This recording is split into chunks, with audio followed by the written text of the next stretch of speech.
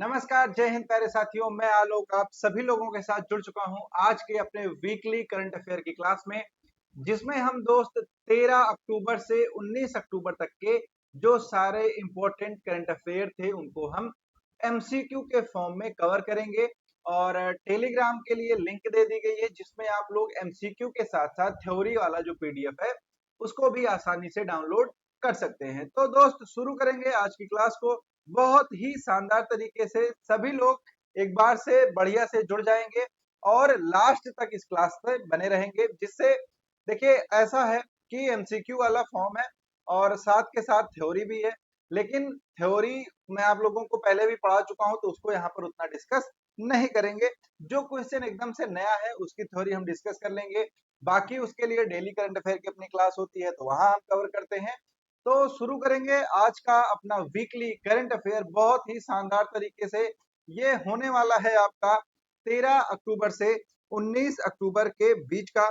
और इसमें हम लोग सारा जो है अपना क्या करेंगे, national, international, state wise appointment, awards, obituary, सारी चीजों को बहुत ही शानदार तरीके से दोस्त कवर करेंगे। तो सबसे पहले सबसे इंपॉर्टेंट क्वेश्चन जो है वो आपके सामने देखिए क्या है कि नोबेल प्राइज दिया गया। ठीक है, क्या दिया गया? नोबेल प्राइज दिया गया किसका? 2024 का। और इससे आपके पेपर में 101% क्वेश्चंस आने वाले हैं। तो इसको मेरे दोस्त बहुत ही शानदार तरीके से तैयार कीजिएगा। पूछा गया है कि 2024 में मेडिसिन का जो नोबेल पुरस्कार है वह किस खोज के लिए दिया गया। तो नाम याद करना बड़ी बात नहीं है, नाम बहुत सारे लोग याद कर लेंगे, लेकिन कुछ अवार्ड्स हैं जिनके आप उनके बारे में भी आपको पता होना चाहिए। तो जो 2024 का मेडिसिन में नोबेल दिया गया था, ये दिया गया था माइक्रो आरएनए की खोज के लिए। किसके लिए? माइक्रो आरएनए की खोज के लिए। और माइक्रो आरएनए जो होता है ये आरएनए का ही भाग होता है, आरएनए की संरचना से जुड़ा होता है, जो मूल आरएनए होता है उससे। लेकिन इंपॉर्टेंट ये है कि ये कार्य क्या करता है। तो जो हमारे शरीर में ऊतक और कोशिका यानी कि सेल और टिश्यू है ना, आपको सबको पता होगा कि कोशिका क्या है? जीवन की मूलभूत इकाई है। टिश्यू क्या है? इससे अंगों का निर्माण होता है। तो सेल और ऊतक, कोशिका और ऊतक के विकास में माइक्रो आरएनए जो है ये बहुत ही महत्वपूर्ण भूमिका निभाता है। अगर इसमें म्यूटेशन होता है तो आपको कैंसर वगैरह टाइप की बीमारियां सॉरी, तो कैंसर टाइप की बीमारियां आपको हो सकती हैं। तो कौन सा ऑप्शन सही हो जाएगा? ऑप्शन बी आपका करेक्ट आंसर हो जाएगा। फिर पूछा गया है कि साहित्य का नोबेल पुरस्कार किसको दिया गया। तो ये दिया गया था भाई साहब हांगकांग को। ये कहाँ की हैं? ये कोरिया की हैं। कहाँ की? कोरिया की लेखिका हैं। इनको साहित्य का नोबेल पुरस्कार जो है वो प्रदान किया गया था। आगे बढ़ेंगे, आगे है कि शांति का नोबेल पुरस्कार किस संगठन को दिया गया। तो शांति का जो नोबेल पुरस्कार है एक संगठन है, कहाँ का? जापान का। इसका नाम क्या है? निहान हिंडाक्यो। निहान हिंडाक्यो को जापान का एक संस्था है जिसको हमने शांति का नोबेल पुरस्कार 2024 वाला प्रदान किया। अब देखिए इसको प्रदान क्यों किया गया? क्योंकि जो हिरोशिमा और नागासाकी यहाँ पर जो न्यूक्लियर ब्लास्ट हुए थे उनके जो बचे हुए लोग थे, इन्होंने एक संस्था बनाई थी जिसका नाम था निहान हिंडाक्यो। और यही संस्था जो है ये काम क्या करती है? ये काम करती है कि हम विश्व को क्या बनाएंगे? विश्व को परमाणु रहित बनाएंगे, बिना परमाणु हथियारों का एक विश्व बनाएंगे, उसके लिए ये काम करती है। हालांकि ऐसा अब पॉसिबल नहीं है कि विश्व जो है वो बिना परमाणु हथियारों के हो जाए, लेकिन फिर भी ये अपने काम में लगे हुए हैं। तो इसलिए इनको शांति का नोबेल पुरस्कार दिया गया। उसके बाद दोस्त पूछा गया कि अर्थशास्त्र यानी कि इकोनॉमी का नोबेल पुरस्कार किन किन लोगों को दिया गया। तो ये दिया गया है एस्मोग्लू को, साइमन जॉनसन को और रॉबिन्सन को। तो इसको आप बढ़िया से याद रखिएगा। किसको किसको दिया गया है? एस्मोग्लू को, साइमन जॉनसन को और रॉबिन्सन को। ठीक, क्लियर। तो अर्थशास्त्र का नोबेल एजेआर को दिया गया। किसको? एजेआर को दिया गया। एजेआर बहुत बढ़िया से याद रखेंगे, एस्मेग्लू, जॉनसन और रॉबिन्सन। क्लियर। चलिए आगे बढ़ेंगे, एक बार पूरी टेबल देख लीजिए। फिजिक्स का नोबेल प्राइज किसको दिया गया? फिजिक्स का नोबेल प्राइज दोस्त दिया गया जॉन जेफरी को। बहुत बढ़िया से याद रखना, जे जे, ठीक है, क्या याद रखेंगे, जे जे किसका मिला है, फिजिक्स का। क्लियर। तो जॉन होफील्ड और क्या नाम था इनका, जॉफ्रे हिंटन। तो जॉन जेफरी याद रखिएगा। फिर केमिस्ट्री का नोबेल आता है, केमिस्ट्री का नोबेल आ जाएगा डेविस बेकर, उसके बाद डेमिस हैसाबिस और जंपर। ठीक है, किसको, तो demise demise jumper. Clear, demise, David और जंपर, ये बढ़िया से याद रख लीजिएगा केमिस्ट्री के लिए। डीडीएलजे आप लोगों ने देखी होगी, ठीक है, उसमें भी बहुत बढ़िया केमिस्ट्री होती है, किसके बीच में, काजोल और शाहरुख खान के बीच में। और ऐसे ही डीडीजे आप याद रख लीजिएगा, एल हटा के, तो केमिस्ट्री का नोबेल प्राइज आपको याद हो जाएगा। फिर आ जाएंगे मेडिसिन के फील्ड में। मेडिसिन में दिया गया आपको गैरी विक्टर को, बहुत बढ़िया से याद रखिएगा, गैरी विक्टर। ठीक है, गैरी रिकवन और विक्टर एम्ब्रोस, इनको दिया गया। उसके बाद लिटरेचर का दिया गया हानकांग को। उसके बाद शांति का दिया गया निहान हिंडाक्यो को। और इकोनॉमी का दिया गया, आप लोगों को मैंने बताया था कि AJR याद कर लीजिएगा, यानी कि एस्मोग्लू, जॉनसन और रॉबिन्सन, ये किसके हैं, ये हैं इकोनॉमी के नोबेल प्राइज विजेता। क्लियर, तो ये सारे हैं, इसको आप बढ़िया से याद कर लीजिएगा। फिर आपसे पूछा गया एक बहुत ही शानदार क्वेश्चन है, बहुत ही मजेदार क्वेश्चन है कि जो न्याय की देवी की प्रतिमा है उसमें तलवार की जगह पर किस वस्तु को रखा गया है। तो दोस्त, हाल ही में मैंने आपको पढ़ाया था, इसके लिए एक सेपरेट वीडियो भी था, उसको भी आप देख सकते हैं कि जो न्याय की देवी लेडी ऑफ जस्टिस जो है, इनकी जो मूर्ति थी, स्टेचू था सुप्रीम कोर्ट में, उसको क्या किया गया, प्रतिस्थापित किया गया एक नए स्टेचू के साथ। एक नई मूर्ति यहाँ पर स्थापित की गई दोस्त। और इसमें किया क्या गया, इस मूर्ति में जो आंख पर पट्टी बंधी थी उस पट्टी को हटा दिया गया। और क्या किया गया, तलवार की जगह पर एक संविधान की प्रति या फिर संविधान की बुक इनको पकड़ाई गई है। तो सही जवाब क्या हो जाएगा मेरे दोस्त, संविधान आपका सही आंसर हो जाएगा। यहाँ पर आप देख लीजिए, यहाँ पर परिधान क्या है, तो पहले क्रिश्चियन ड्रेस जो है वो स्टेचू ऑफ जस्टिस जो था उसको पहनाया गया था। अब ये क्या है, भारतीय शास्त्रीय परिधान में है। दाएं हाथ में इनके तराजू है, आंख पर पट्टी हटा दी गई है, मूर्ति का रंग सफेद है, बाएं हाथ में तलवार की जगह संविधान की किताब पकड़ाई गई है। क्लियर, आगे क्वेश्चन पर चलते हैं। तो आपसे पूछा गया है कि मुख्य न्यायाधीश DY चंद्रचूड़ ने अपने उत्तराधिकारी के रूप में किसे, क्या है, किसकी सिफारिश की है। ठीक है, तो इन्होंने सिफारिश की है मेरे दोस्त, न्यायमूर्ति संजीव खन्ना की। और न्यायमूर्ति संजीव खन्ना अब कौन होंगे, 51वें चीफ जस्टिस ऑफ इंडिया होने वाले हैं। हालांकि इनका कार्यकाल बहुत कम होगा, लगभग 6 माह का इनका कार्यकाल होगा। और आर्टिकल जो अनुच्छेद 124 का खंड 2 होता है संविधान का, ये न्यायाधीशों की नियुक्ति से संबंधित है। राष्ट्रपति जो है वो क्या करते हैं, न्यायाधीशों को शपथ दिलाते हैं। और इनकी नियुक्ति के लिए जो सिफारिश की जाती है वो कॉलेजियम व्यवस्था के द्वारा की जाती है। तो इसको आप बढ़िया याद कर लीजिएगा। 51वें जो चीफ जस्टिस ऑफ इंडिया होने वाले हैं वो कौन होंगे, न्यायमूर्ति संजीव खन्ना होंगे। ठीक है, क्लियर। चलिए आगे बढ़ते हैं। तो यहाँ पर आप देख सकते हैं ये कौन है, संजीव खन्ना है। इनकी सिफारिश की गई है किसके द्वारा, DY चंद्रचूड़। ये क्या है, वर्तमान CJI हैं। और ये नवंबर में क्या हो रहे हैं, रिटायर हो रहे हैं। क्लियर। अगर इनकी बात करें संजीव खन्ना की, तो जो 370 हटा था जम्मू कश्मीर से, उस बेंच में इन्होंने सुनवाई की थी। अरविंद केजरीवाल को अंतरिम जमानत भी इन्होंने दी थी। तो ये सारे इनके क्या हैं, लैंडमार्क्स हैं। और इनके जो कार्यकाल होगा वो 13 मई 2025 तक ही होगा। यानी कि मोटा मोटा अगर आप देखें तो 6 महीने, 6.5 महीने का इनका कार्यकाल होने वाला है। चलिए आगे चलते हैं। टेस्ट क्रिकेट में 9000 रन बनाने वाले किस नंबर के क्रिकेटर बने हैं, कौन, विराट कोहली। तो आप सभी लोगों को पता है कि न्यूजीलैंड और इंडिया का बहुत बढ़िया शानदार टेस्ट मैच चल रहा है। पहली पारी बहुत गंदा खेल गए थे हम लोग, लेकिन ठीक है, दूसरी पारी हमने संभाल ली। तो यहाँ पर मेरे भाई 9000 रन बना दिया है किसने, विराट कोहली, जिनको हम रन मशीन भी बोलते हैं। और ऐसा करने वाले ये चौथे नंबर के खिलाड़ी बन गए हैं विश्व क्रिकेट के। ठीक, अब इनसे पहले अगर आप देखें तो इनके पहले ऐसा किया है सचिन तेंदुलकर ने, भारत के सचिन तेंदुलकर ने 15,921 रन बनाए हैं टेस्ट क्रिकेट में। राहुल द्रविड़ ने भी 13,265 रन बनाए हैं टेस्ट क्रिकेट में। उसके पहले बनाया है सुनील गावस्कर ने, और उसके बाद अब आ गए हैं विराट कोहली। तो ये चौथे भारतीय क्रिकेटर बन चुके हैं ऐसा करने वाले, यानी कि 9,000 टेस्ट रन बनाने वाले चौथे टेस्ट क्रिकेटर खिलाड़ी बन गए हैं। क्लियर, ये सारी चीजें आप बढ़िया से याद रख लीजिएगा। और अगर देखें तो 197 पारियों में इन्होंने ऐसा हासिल किया है, ये मुकाम जो है। और अगर बात करें वैश्विक स्तर पर, तो 13वें सबसे तेज खिलाड़ी बन गए हैं जिन्होंने 9,000 रन टेस्ट क्रिकेट में कंप्लीट कर लिए। उसके बाद पूछा गया आपसे कि भारतीय साइबर अपराध समन्वय केंद्र यानी कि I4C के लिए ब्रांड एम्बेसडर कौन बनाया गया।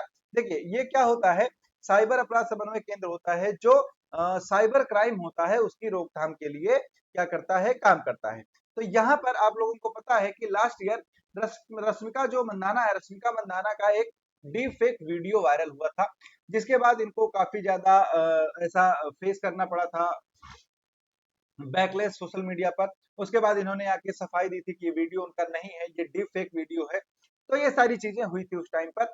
और अब इनको क्या बनाया गया है, I4C का ब्रांड एम्बेसडर नियुक्त किया गया है। तो ये किसे बनाया गया है, ये बनाया गया है दक्षिण भारत की, कौन है ये, अदाकारा है, एक्ट्रेस हैं, इनका नाम क्या है, रश्मिका मंदाना। क्लियर, ये आप याद रखिएगा।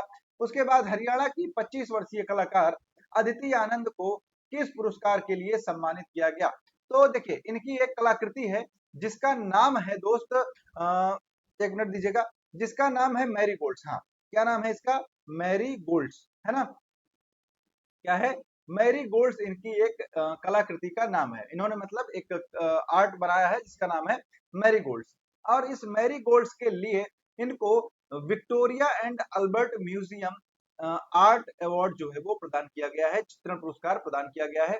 तो अवार्ड का नाम आप याद रख लीजिएगा। किसको मिला है, तो ये मिला है अदिति आनंद को। ये कहाँ से हैं, तो ये दोस्त हरियाणा से बिलोंग करती हैं, हरियाणा की ये निवासी हो जाती हैं। बहुत सबसे इंपॉर्टेंट क्या है, आप याद रखेंगे किस चित्र के लिए या फिर किस आर्ट के लिए, तो उसका नाम क्या है, मैरी गोल्ड, मैरी गोल्ड उसका नाम है। ठीक है, अगर और डीप में जाएंगे तो यह कलाकृति भारत में बाल श्रम को संबोधित करती है, मतलब जो चाइल्ड लेबर है उसको ये क्या करती है, यहाँ पर उसका प्रतिनिधित्व करती है। 2000 से ज्यादा नॉमिनेशन थे और इनके आर्ट को यहाँ पर चुना गया। उसके बाद आपसे पूछा गया है कि भारत को 2024 में ISSF जूनियर विश्व कप की मेजबानी का अधिकार किस संस्था के द्वारा दिया गया। तो बहुत ही आसान क्वेश्चन है, यहाँ पर आपको सिर्फ ये बताना है कि जो ISSF चैंपियनशिप है इसकी मेजबानी कौन करेगा। तो इसकी मेजबानी करेगा भाई साहब भारत, है ना, कौन करेगा, भारत करेगा। ये जिम्मेदारी कौन प्रदान करता है, तो जो अंतरराष्ट्रीय निशानेबाजी खेल संघ है, ठीक है, ये इसको क्या करता है, इंटरनेशनल शूटिंग स्पोर्ट फेडरेशन जो है ये क्या करता है, मेजबानी डिक्लेयर करता है कि किसके द्वारा मेजबानी की जाएगी। तो ये किसके द्वारा की जाएगी, भारत के द्वारा ये मेजबानी की जाएगी। तो इसको आप बढ़िया से याद रखिएगा। अगले क्वेश्चन पर चलेंगे। अगला क्वेश्चन क्या है, हाँ एक चीज यहाँ पर याद रख लीजिएगा, भारतीय राष्ट्रीय राइफल संघ के अध्यक्ष कौन है, कलिकेश सिंह देव हैं। और ISSF के अध्यक्ष कौन है, लुसियानो रॉसी हैं। ये आप दो चीज बढ़िया से याद कर लीजिएगा, इनके नाम आपसे पूछा जा सकता है क्योंकि भारत क्या है, मेजबानी कर रहा है IISF खेलों की। ठीक, चलिए अगले क्वेश्चन पर चलेंगे। तो विजया रहाटकर को किस संगठन का अध्यक्ष जो है वो नियुक्त किया गया, ये आपसे पूछा गया है। बहुत ही शानदार तरीके से सभी लोग जवाब देंगे। तो विजया रहाटकर जो है इनको नियुक्त किया गया है महिला आयोग का अध्यक्ष। जो महिला आयोग है, नेशनल वुमेन कमीशन है, नेशनल कमीशन फॉर वुमेन्स जो है भारत का, उसका अध्यक्ष नियुक्त कर दिया गया है किसको, विजया रहाटकर को। तो ये कौन है, विजया रहाटकर है, इनको आप देख सकते हैं। ये इसके पहले क्या थी, ये महाराष्ट्र राज्य महिला आयोग की अध्यक्ष थी और औरंगाबाद की मेयर थी। तो ये इंपॉर्टेंट नहीं है, लेकिन ये आप याद रख सकते हैं कि ये इसके पहले क्या थी, ये महाराष्ट्र का जो राज्य महिला आयोग होता है उसकी अध्यक्ष के रूप में इन्होंने काम किया था। क्लियर, साथ ही एक नाम और आप याद रखेंगे सभी लोग कि जो अर्चना मजूमदार हैं इनको NCW का सदस्य भी नियुक्त किया गया है। तो दो नाम आप बढ़िया से याद रखिएगा, विजया रहाटकर इनको अध्यक्ष नियुक्त किया गया है और डॉक्टर अर्चना मजूमदार को महिला आयोग का सदस्य नियुक्त किया गया है। क्लियर। चलिए आगे बढ़ेंगे दोस्त। आगे क्या है कि निम्नलिखित में से कौन सा देश रूस को प्रतिबंधित प्रौद्योगिकियों का आपूर्तिकर्ता करने वाला दूसरा सबसे बड़ा देश बना? तो देखिए रूस के ऊपर बहुत सारे जो रिस्ट्रिक्शन है वो इम्पोज किए गए हैं यूक्रेन पर हमला करने के लिए, और इसी के चलते जैसे जो प्रतिबंधित प्रौद्योगिकी है या फिर रिस्ट्रिक्टेड टेक्नोलॉजी जो है उसका निर्यात किया जा रहा है रूस को, उसमें दूसरे नंबर पर कौन सा देश आया है ये पूछा गया है। तो दूसरे नंबर पर हमारा भारत है।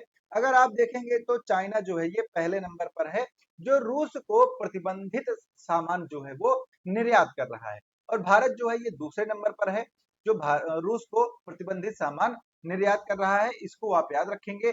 और अगर यहाँ पर आप देखें तो प्रतिबंधित वस्तुओं का निर्यात जुलाई 2024 में बढ़कर 95 मिलियन डॉलर हो चुका है, और चीन इस सूची में सबसे आगे है, यानी कि चीन पहले नंबर पर हो जाता है। क्लियर।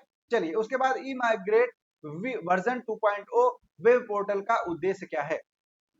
तो यहाँ पर जो हमारे विदेश मंत्री हैं एस जयशंकर जी के द्वारा, किसके द्वारा? एस जयशंकर के द्वारा एक पोर्टल लॉन्च किया गया जिसका नाम था ई माइग्रेट। ठीक है, क्या नाम था इसका? ई माइग्रेट। ये किसके लिए किया गया है? तो ये जो प्रवासी भारतीय होते हैं, जो एनआरआई होते हैं, उनके लिए किया गया है। ये क्यों किया गया?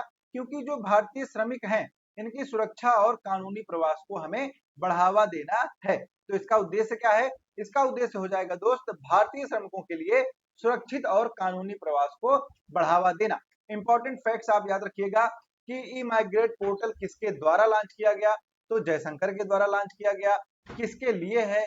तो ये प्रवासी लोगों के लिए यहाँ पर होता है। क्लियर ना? चलिए आगे बढ़ते हैं दोस्त। यहाँ पर आप देखेंगे तो ये उस लॉन्चिंग की तस्वीरें हैं। और एक और इम्पोर्टेंट चीज है कि हाल ही में एससीओ जो संघाई सहयोग संगठन है, इसके सम्मेलन में शामिल होने के लिए जयशंकर कहां पर गए थे? पाकिस्तान गए थे। और पाकिस्तान जाने वाले ये पहले मंत्री बने हैं पिछले 9 सालों में। इसके पहले जो है एक बार प्रधानमंत्री मोदी चले गए थे अचानक से, और उसके पहले हमारी जो तत्कालीन विदेश मंत्री थी सुषमा स्वराज, उन्होंने पाकिस्तान विजिट किया था। और उसके पहले जो है वो जो संबंध थे वो आप लोगों को पता है। और प्रधानमंत्री मोदी के बाद उन्होंने कुछ नापाक हरकतें की, गंदी हरकतें की भारत के बॉर्डर पे, और उसके बाद से हमारे संबंध जो है पाकिस्तान के साथ खराब हो चुके हैं। क्लियर। तो जयशंकर जी वहां पर पहुंचने वाले पिछले 9 सालों में पहले मंत्री बनते हैं भारत की तरफ से, और उसको अटेंड करते हैं और अटेंड करके वापस आ जाते हैं। बहुत ही शानदार तरीके से जाते हैं। काला चश्मा जजदाए वाला लुक था इनका, आप लोगों ने सोशल मीडिया पे देखा होगा।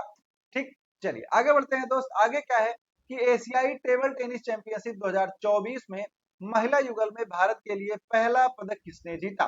क्लियर। तो अब इसका बहुत ही शानदार तरीके से सभी लोग एक बार जवाब दीजिएगा, किसने जीता? तो इसको जीता है दोस्त सुतीर्था मुखर्जी और अयहिका मुखर्जी ने। ठीक है, किसने जीता है?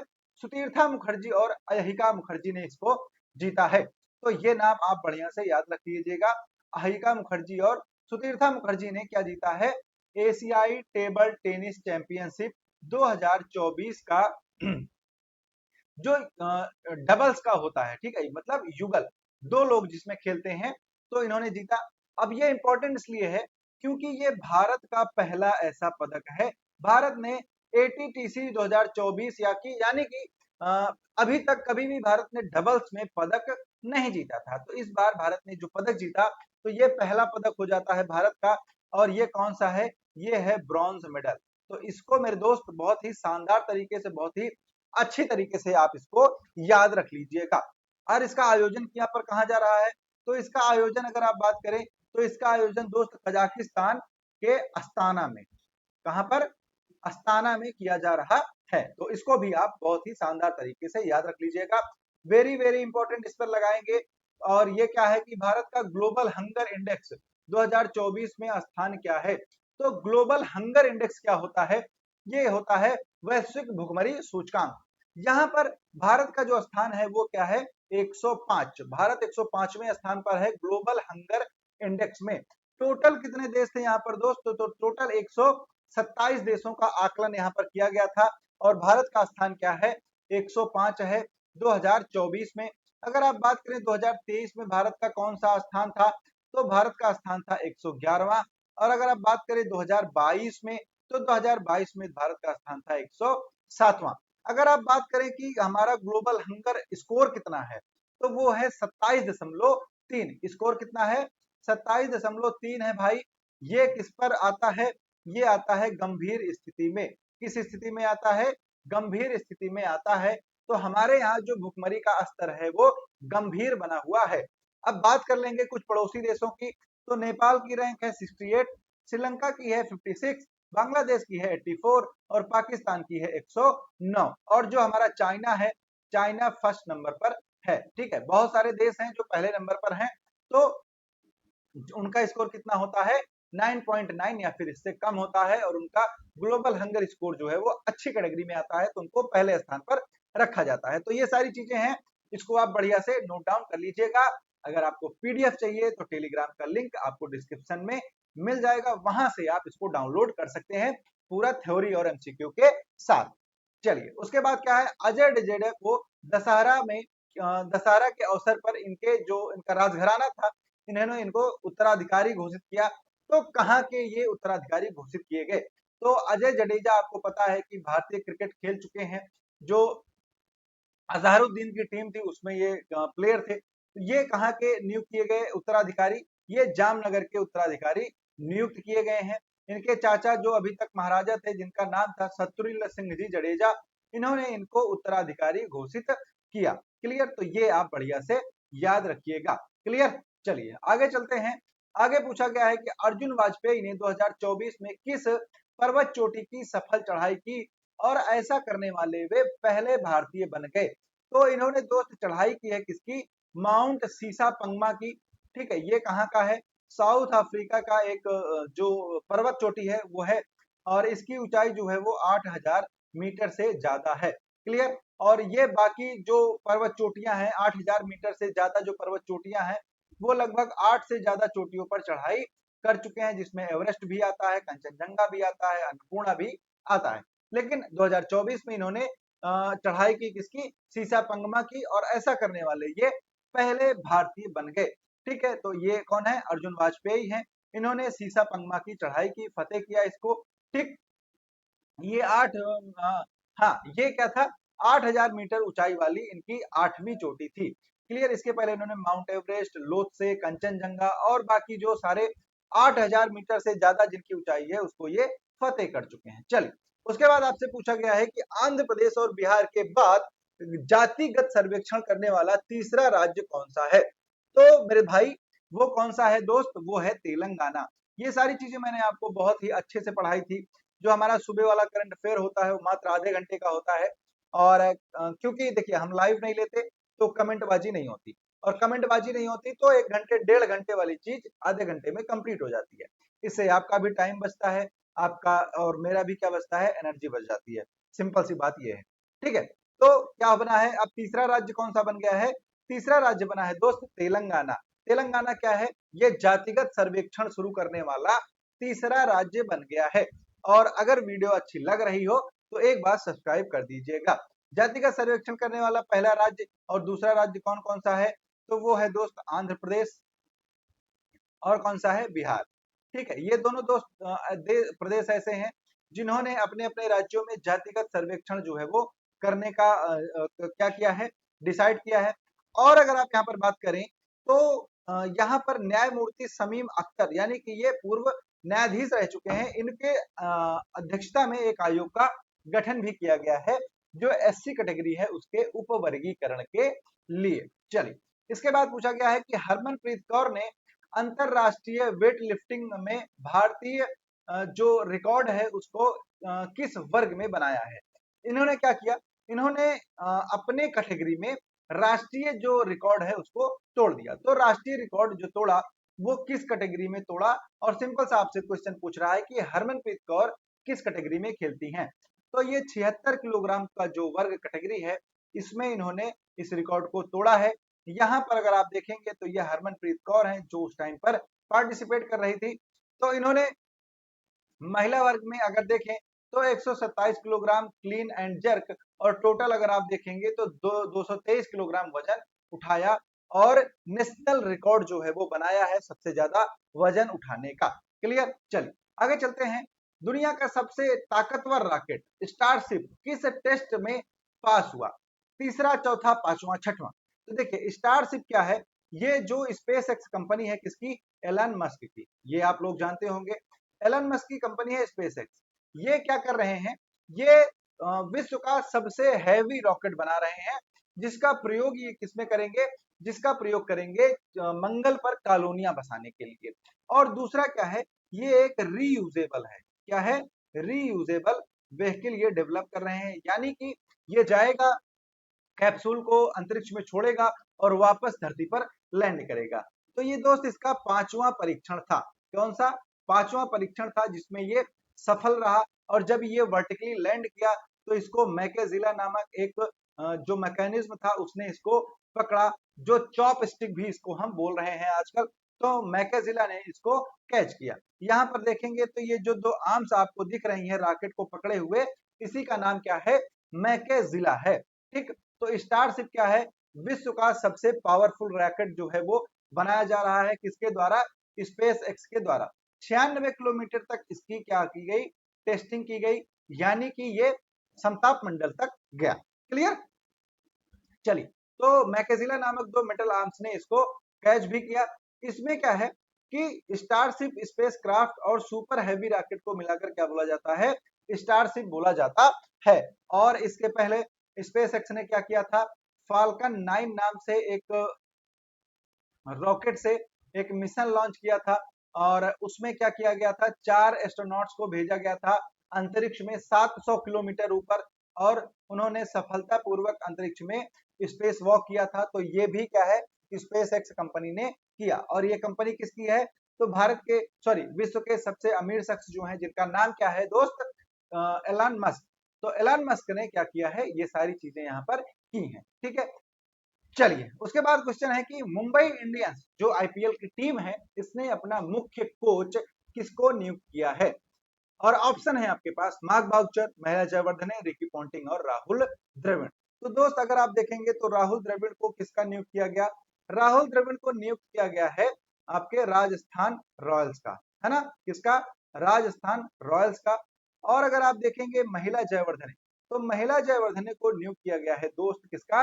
मुंबई इंडियंस का। क्लियर, किसका? मुंबई इंडियंस का, है ना? और अगर आप यहाँ पर कुछ चीजें और देखें तो भारतीय टीम के नए कोच कौन है? गौतम गंभीर हैं, ये आप नोट कीजिएगा। कौन है? गौतम गंभीर। उसके बाद भारतीय टीम के नए बॉलिंग कोच कौन है? तो वो है मोर्नी मॉर्कल। कौन है? मोर्नी मॉर्कल कौन है? ये नए कोच हैं बॉलिंग। क्लियर, चलिए आगे बढ़े। आगे इसको आप देख सकते हैं। और ये डिसीजन लिया क्यों गया? तो डिसीजन दोस्त इसलिए लिया गया क्योंकि क्या हुआ था, जो पिछला आईपीएल का सीजन था उसमें मुंबई इंडियंस जो पदक तालिका होती है, जो या फिर जो पॉइंट्स टेबल होता है, पॉइंट्स टेबल में सबसे नीचे थी, तो इसके लिए नया कोच नियुक्त किया गया है। चलिए आगे चलेंगे। उसके बाद संप्रभु धन निधि के मामले में विश्व का सबसे अमीर देश, या फिर यहाँ पर हम बात करें सबसे अमीर शहर, कौन सा है? तो दोस्त ये कौन सा है? ये बन गया है मेरे भाई अबू धाबी। कौन सा? Abu Dhabi. क्लियर, ये सबसे अमीर शहर बना है संप्रभु धन के मामले में। क्लियर, इसका जो संप्रभु धन है ये 27 अरब डॉलर जो है इसके आसपास है, लगभग 1.7 ट्रिलियन डॉलर इसका, तो ये क्या है? इसका अनुमानित पूंजी है। तो अबू धाबी को सबसे अमीर शहर जो है वो घोषित किया गया है। यहाँ पर 1950 के दशक में तेल की खोज हुई थी, और उसके बाद से इसकी अर्थव्यवस्था जो है वो लगातार बूम कर रही है। क्यों? क्योंकि यहाँ पर तेल और प्राकृतिक गैस और पर्यटन, तीन ही चीज होती है। क्या है? पेट्रोलियम है, उसके बाद नेचुरल गैस है, और तीसरा क्या है? टूरिज्म है। ठीक है, क्या है? टूरिज्म है। इन्हीं तीन चीजों पर जितनी भी गल्फ कंट्रीज हैं इनका जो इकोनॉमी है वो डिपेंड करता है। तो संयुक्त अरब अमीरात का ये क्या है? राजधानी है क्या? Abu Dhabi. तो यहाँ पर क्या हुआ बच्चे? यहाँ पर जो लिस्ट जारी की गई, इसमें अबू धाबी को सबसे अमीर शहर बताया गया है। उसके बाद एल यानी कि लार्सन एंड टूब्रो शिपयार्ड द्वारा भारतीय नौसेना के लिए निर्मित पहले बहुउद्देशीय पोत का नाम क्या रखा गया है? तो यहाँ पर अगर आप देखेंगे तो दो बहुउद्देशीय पोत का निर्माण हो रहे हैं, जिसमें पहला जो है वो लॉन्च किया गया और उसका नाम क्या है? समर्थक नाम रखा गया है। क्लियर? और इसकी लॉन्चिंग जो है वो कब हुई? इसकी लॉन्चिंग हुई दोस्त 14 अक्टूबर को। कहां पर? तो कटुपल्ली में। कहां पर? कटुपल्ली में। नौसेना अध्यक्ष कौन है इस टाइम पर? तो नौसेना प्रमुख हैं दिनेश त्रिपाठी। कौन है? दिनेश त्रिपाठी हैं। और नौसेना की परंपरा है कि अगर कोई पोत लॉन्च हो रहा है तो जो नौसेना प्रमुख होंगे उनकी पत्नी उसको लॉन्च करती हैं।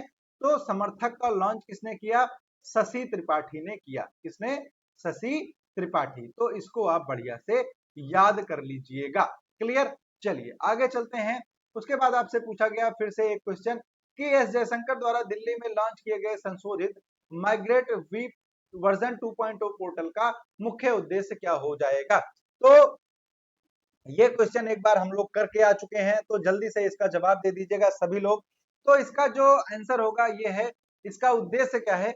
इसका उद्देश्य है कि भारत में जो प्रवासी हैं उनके लिए सुरक्षित कानून और सुरक्षित गतिशीलता को बढ़ावा देना है। ठीक है, तो ये सारी चीजें हैं यहाँ पर, इसको हमने पढ़ लिया है तो यहाँ पर टाइम वेस्ट नहीं करेंगे। चलिए उसके बाद आपसे पूछा गया कि दिया मिर्जा को किस फिल्म फेस्टिवल के लिए जूरी सदस्य नियुक्त किया गया है? इसको आप इंपॉर्टेंट नोट कर लीजिएगा, ये आपसे पूछा जाएगा पेपर में। तो देखिए इनको नियुक्त किया गया है all living things environmental film festival के बारे जो जूरी होंगे उसमें। ठीक है, जूरी क्या होता है? तो जो जजों की बेंच होती है दोस्त उसको हम क्या बोलते हैं? जूरी बोलते हैं। ठीक, तो इनमें नियुक्त किया गया है किसको?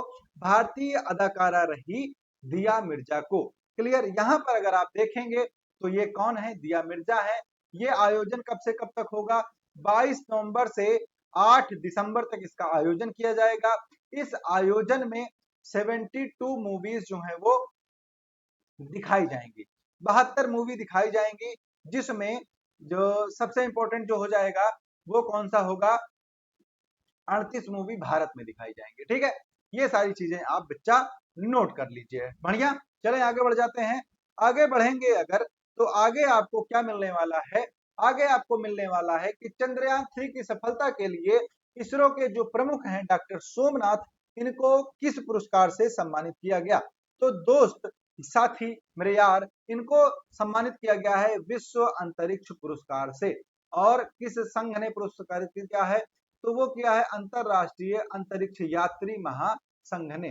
तो यहाँ पर इनको पुरस्कृत किया गया विश्व अंतरिक्ष पुरस्कार से। यहाँ पर आप देखेंगे तो ये इवेंट की तस्वीर है जहां पर जो एस सोमनाथ हैं इनको अवार्ड जो है वो प्रदान किया जा रहा है। अगर आप बात करें चंद्रयान 3 की, तो चंद्रयान 3 जो है वो चंद्रमा के दक्षिणी ध्रुव पर उतरने वाला पहला यान था और भारत ऐसा करने वाला पहला देश बना था। और जिस जगह पर ये उतरा था उसका नाम क्या था दोस्त? उसका नाम रखा गया शिव शक्ति पॉइंट। ठीक है, क्या रखा गया? शिव शक्ति पॉइंट रखा गया। अब चंद्रयान 3 की बात करें तो इसके लैंडर का नाम था विक्रम, इसके रोवर का नाम था प्रज्ञान। क्या नाम था? प्रज्ञान रोवर और विक्रम लैंडर, ये दो भेजे गए थे। क्लियर? तो ऐसा करने वाला भारत, देखिए चंद्रमा पर उतरने वाला भारत चौथा देश बना था और दक्षिणी ध्रुव पर उतरने वाला पहला देश बना था। ये पुरस्कार का आयोजन कहां पर किया गया दोस्त? तो इटली के मिलान शहर में इसका आयोजन किया गया था। क्लियर? तो ये सारी चीज आप बहुत ही शानदार तरीके से याद कर रहे होंगे। उसके बाद आपसे पूछा गया है कि संघाई मास्टर का खिताब जैनिक सिनर ने जीता, लेकिन उन्होंने हराया किसको? क्लियर? तो हराया उन्होंने किसको? तो देखिए अगर आप राफेल नडाल की बात करेंगे तो ये रिटायर हो चुके हैं, इन्होंने अभी हाल ही में घोषणा की, तो ये भी इंपॉर्टेंट हो जाते हैं। क्लियर? कौन? राफेल नडाल, इन्होंने घोषणा कर दी है अपने रिटायरमेंट की। फिर उसके बाद रोजर फेडरर, ये रिटायर हो चुके हैं। एंडी मरे भी रिटायर हो चुके हैं। तो बचा कौन दोस्त? नोवाक जोकोविच। तो हराया किसको जैनिक सिनर ने? नोवाक जोकोविच को हराया और संघाई मास्टर का खिताब जीता। और एक कैलेंडर ईयर में यानी कि एक साल में इन्होंने अपना 7वां खिताब जीता और ऐसा करने वाले पहले खिलाड़ी बने हैं। इसके पहले एंडी मरे ने 6 खिताब जीते थे एक कैलेंडर ईयर में। क्लियर, चलिए आगे चलेंगे, देखेंगे। तो ये सारी चीजें हैं। और देखिए एंडी मरे के बाद 2016 में इन्होंने ऐसा किया था, तो ये मैंने आपको बता दिया। दूसरी चीज ये है कि संघाई मास्टर्स जीतने वाले ये जो जैनिक सिनर हैं, ये सबसे कम उम्र के खिलाड़ी बने हैं। क्लियर, चलिए उसके बाद आपसे पूछा गया है दोस्त कि जो हिंदुस्तान एरोनॉटिक्स लिमिटेड है, इसको कौन सा दर्जा दिया गया। और अभी मैं आपको बताऊं तो ये 14वीं ऐसी कंपनी बन गई है ये दर्जा प्राप्त करने वाली। तो यहाँ पर सभी लोग फटाफट से जवाब देंगे कि कौन सा दर्जा इसको दिया गया। तो ऑप्शन है आपके पास मिनी रत्न, महारत्न, नवरत्न और महालाभकारी। तो दोस्तों इसको दर्जा दिया गया किसका, इसको दर्जा दिया गया है महारत्न का। ठीक है, किसका, महारत्न का। और ये दर्जा पाने वाली ये 14वीं कंपनी बन चुकी है। ठीक है, तो ये 14वीं कंपनी हो गई है। अगर बात करें मिनी रत्न की, तो जो भारत की IRCTC है, ये मिनी रत्न कंपनी है। क्लियर, चलिए आगे चलते हैं। आगे क्या है कि आप अगर देखें जो तेजस विमान है, ठीक है, क्या है, तेजस। तेजस क्या है, एक लाइट कॉम्बैक्ट एयरक्राफ्ट है, जिसका निर्माण किसके द्वारा किया गया है, भारत के द्वारा स्वदेशी रूप से किया गया है। और किस कंपनी ने किया है, तो इसको भी HAL ने किया है। क्लियर सभी लोगों को। अब बात करें अगर HAL की मुख्यालय की, तो मुख्यालय है दोस्त बेंगलुरु में। कहां पर, बेंगलुरु में। अध्यक्ष कौन है इसका, तो अध्यक्ष है के सुनील। कौन है, के सुनील इसके अध्यक्ष हैं। ठीक है, चलिए थोड़ा सा सांस लेते हैं, है ना। तो ये आपको क्लियर हो गया होगा। आगे बढ़ेंगे तो आगे पूछा गया है कि आपसे जो 5वां राष्ट्रीय जल पुरस्कार है 2023 के लिए जो प्रदान किया गया, उसमें सर्वश्रेष्ठ राज्य के रूप में कौन सा स्टेट है। तो सर्वश्रेष्ठ राज्य यानी कि पहला स्थान किसको मिला, तो पहला मिला है दोस्त किसको, आपके उड़ीसा को। सेकंड रैंक किसकी आई है, उत्तर प्रदेश की आई है। और गुजरात और पुदुचेरी, इसको अगर आप याद रखें तो इनको सम्मिलित रूप से तीसरे स्थान पर रखा गया है। तो इसको आप बढ़िया से याद कीजिए। फर्स्ट कौन है, ओडिशा है। सेकंड कौन है, आपका यूपी है। और थर्ड कौन है, थर्ड है आपका गुजरात और पुदुचेरी। ठीक है, तो इनको सम्मिलित रूप से ये अवार्ड जो है दोस्त प्रदान किया गया है।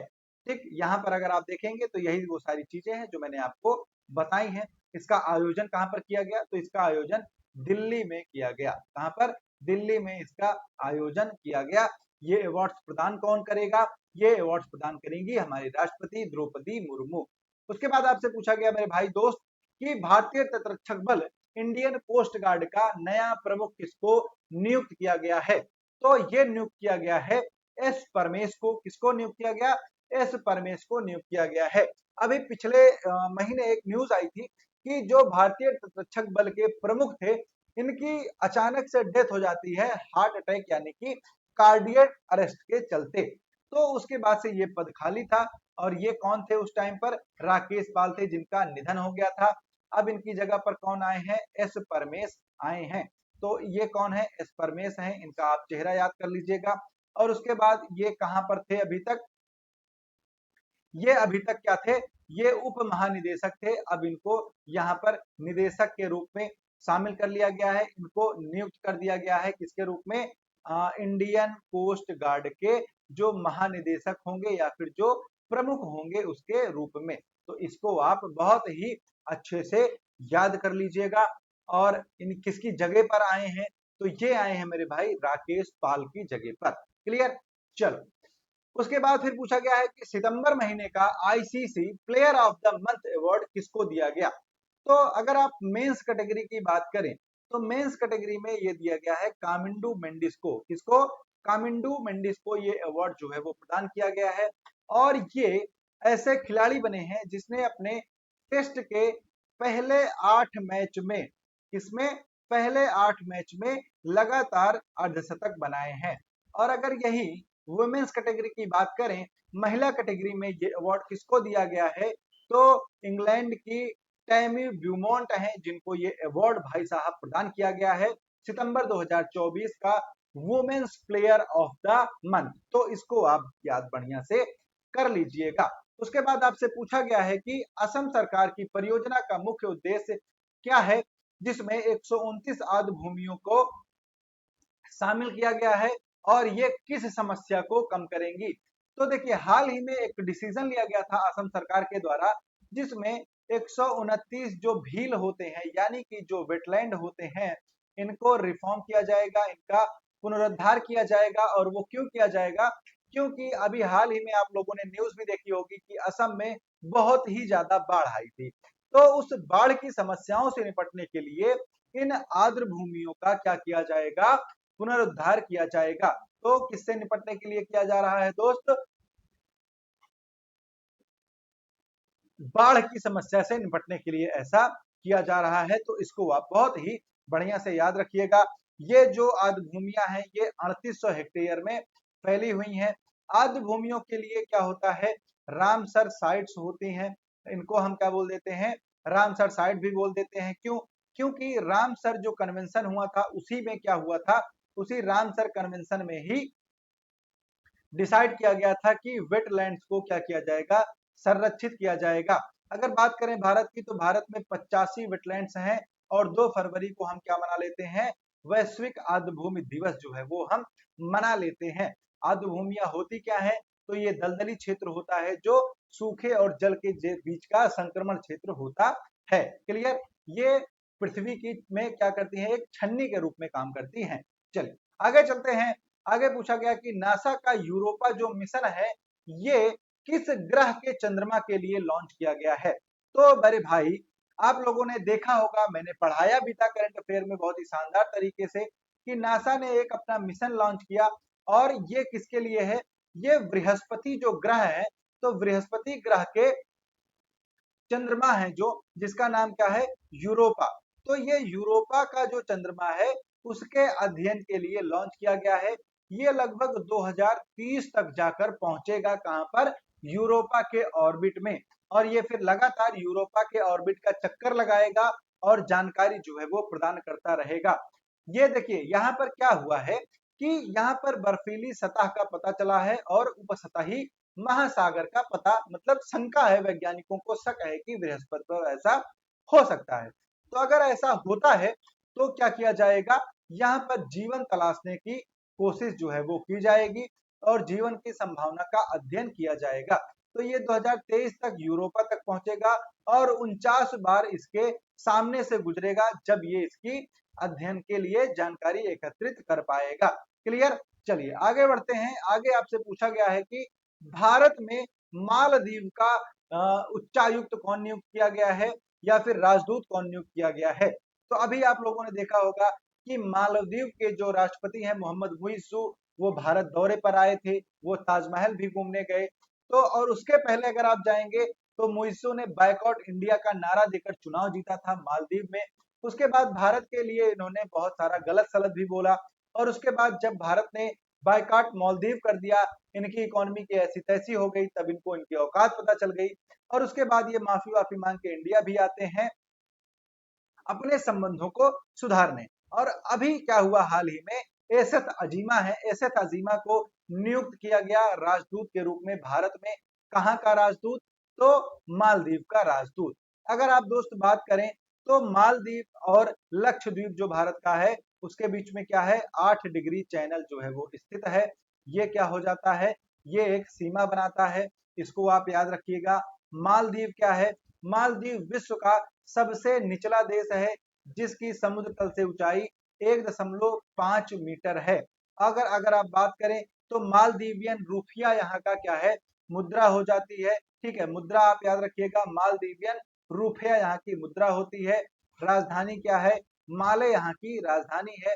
यहाँ पर लगभग 1200 से ज्यादा द्वीप हैं जो क्या है, रहने योग्य हैं। क्लियर, चलिए आगे बढ़ेंगे, आगे चलेंगे अगले क्वेश्चन पर। अगला क्वेश्चन है कि केंद्रीय राज्य मंत्री जयंत चौधरी ने किस शहर में राष्ट्रीय कौशल परीक्षण संस्थान एनएसटीआई का उद्घाटन किया। तो ये दोस्त किया है कहां पर, विशाखापत्तनम में। इसको आप बढ़िया से याद रखिएगा। तो विशाखापत्तनम में क्या किया इन्होंने, एएमटीजेड में क्या किया, राष्ट्रीय कौशल प्रशिक्षण संस्थान का उद्घाटन किया। यहाँ पर आप देखेंगे तो ये उस उद्घाटन की कुछ तस्वीरें हैं जहां पर ये किया जा रहा है। तो सिंपल सा आपको बस याद रखना है इस जगह के बारे में। उसका नाम क्या है? विशाखापत्तनम। क्लियर।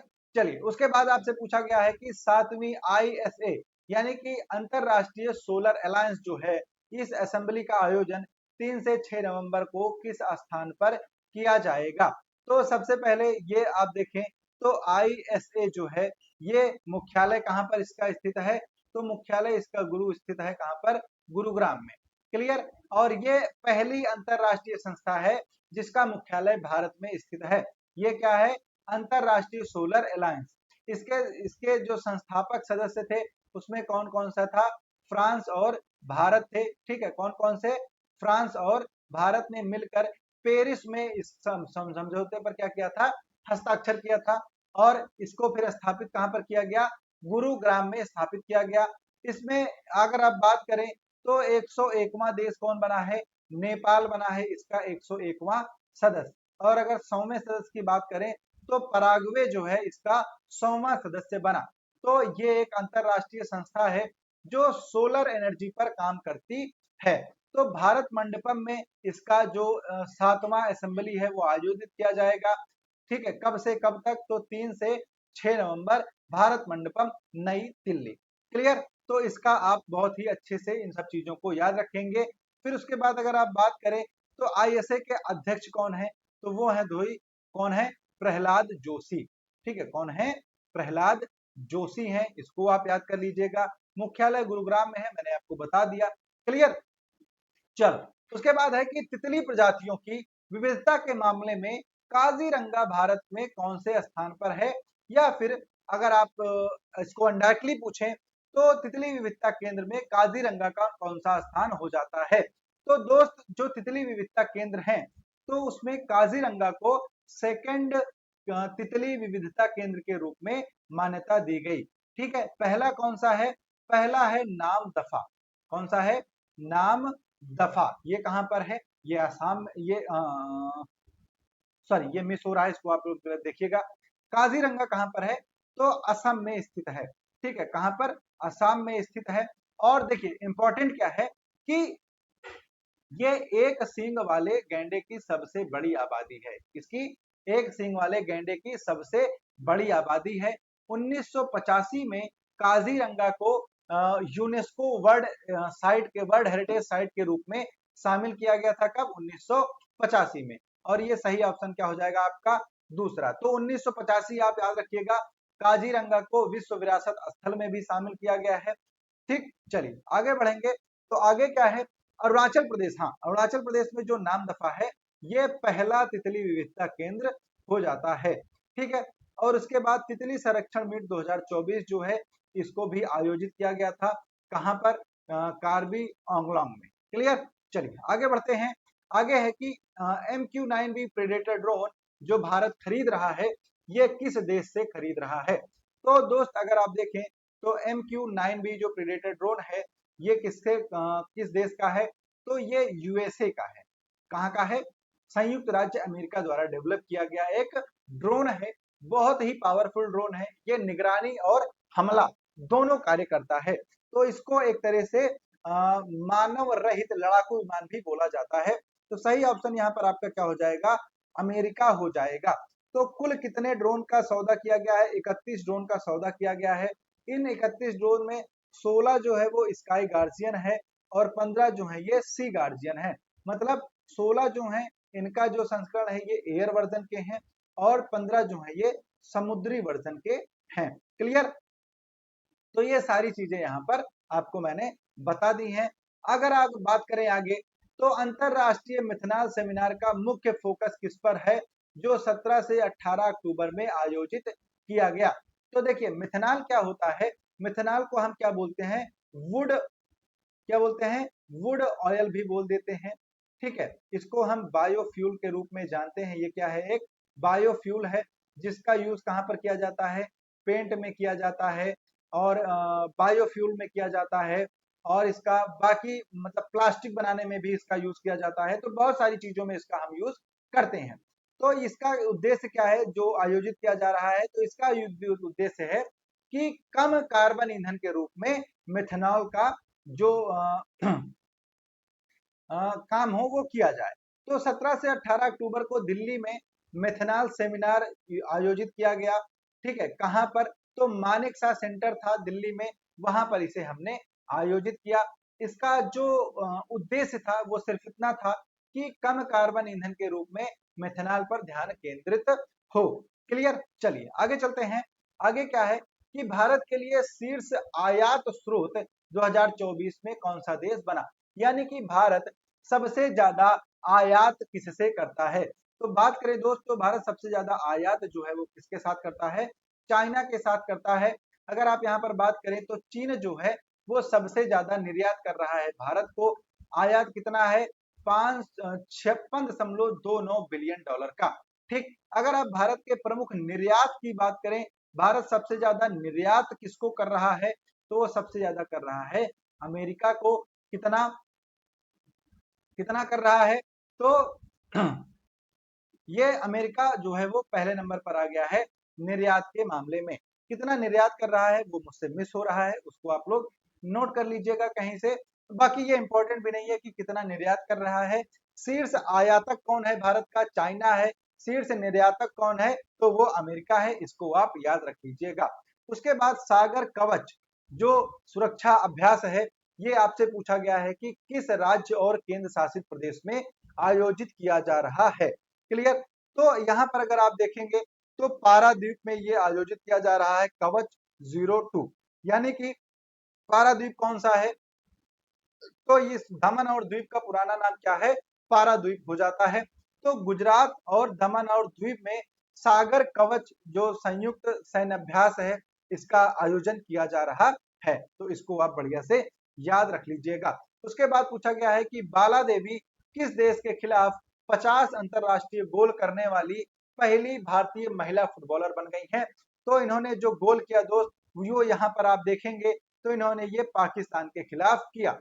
इनको भारत का गोल मशीन भी कहा जाता है। क्या बोला जाता है?